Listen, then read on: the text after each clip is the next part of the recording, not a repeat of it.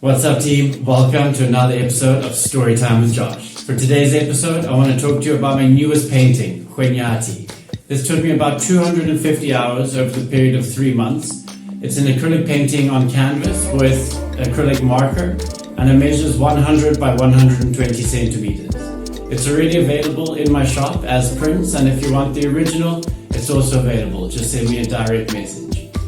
Earlier on in my feed, if you scroll through my Instagram, you'll see some other Storytime with Josh where I go through the process of the practical and technical details of how I created this artwork. For today, we're going to talk a little bit about concept, what I thought about before, during, and the end of this painting, and how my thoughts and my sort of sentiments towards this artwork evolved over time. So settle in, fill up your teacup, fill up your wine, go get a beer, lie down, get some snacks. It's gonna get juicy. When I first started with this painting, I just wanted to paint a buffalo, to be honest. My whole idea was I wanted to paint something green and something with a buffalo. And the specific thing that I was interested in the buffalo was the expression. How, I don't know if you've ever encountered buffalo in the wild, but they give this sort of vibe or personality of don't mess with me and good luck if you try.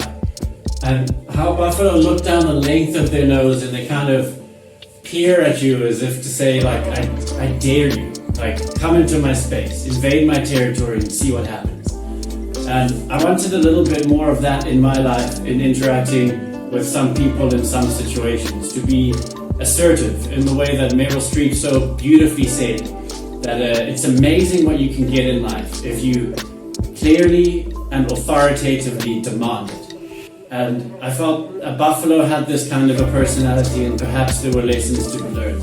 So at first I started out by painting the forests and understanding the environment where the buffalo would be, and then working out these two main figures, a male and a female buffalo. Both of them, I wanted this like dead on in the face, staring down the length of the nose with a little bit of sass and attitude. But then over time, through working with this painting, working the environments, the colors and the textures, I mean, there was just a lot to think about. You know, some things like this larger gold shape of the side profile of the buffalo, I was about 40, maybe 50 hours of drawing tiny lines, so there was a lot to contemplate.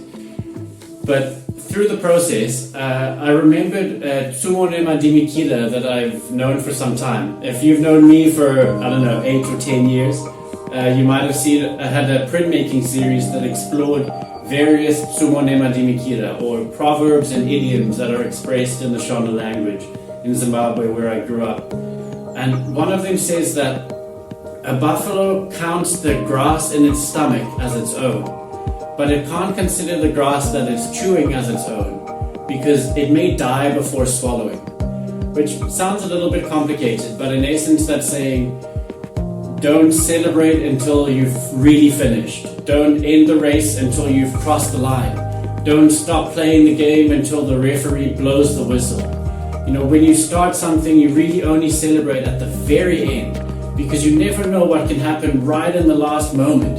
If we let down our guard, if we stop putting 100% for the last 10 meters, we could be overtaken. We could come second place.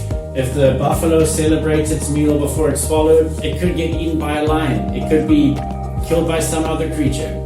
So to say, run the race, finish the race, and celebrate at the end.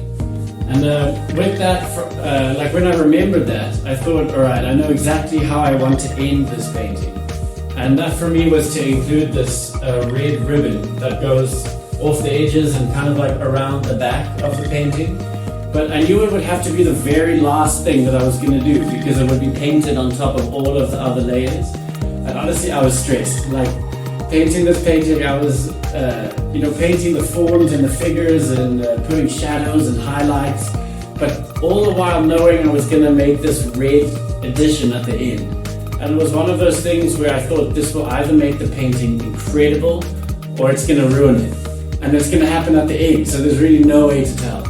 But for me it worked out quite well. But the red ribbon is kind of to signify running the race. You know, if you've ever run a 5K, a 10K, if you've watched the Boston Marathon on TV or something, whoever gets to the finish line first, like the ultimate winner of the race, when they're running, they break this ribbon with their body, and whoever steps over the line and breaks the ribbon first is the winner of the race, the true victor, the gold medalist. So I wanted to incorporate that into this painting to show that these buffalo have run a race, the race is over, and the ribbon has been broken. And therefore the buffalo are standing with their feet like in a neutral position, not moving, not racing, but they're at rest. They're in the moment of celebration, in the moment of reflecting back on what they've run through, this whole forest of ideas and spaces. And with the gold lines, I tried to make like these undulations through the form so that it shows, yes, the physical form of the buffalo and the integration of its muscles and bones and so on, but also to place it in front of and behind certain parts of the scene, a bit reminiscent of the race that the buffalo would have run. You know, sometimes they'd be going up the hill, down the mountain, through the valley, over the river, chilling in the meadows, getting some refreshments.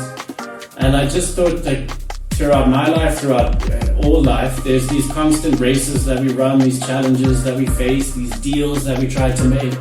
And making it to the end, at least for me, is always a challenge. Not to make it to the end and to finish, but to finish with full strength, to not slow down, to not give up until this ribbon has been broken.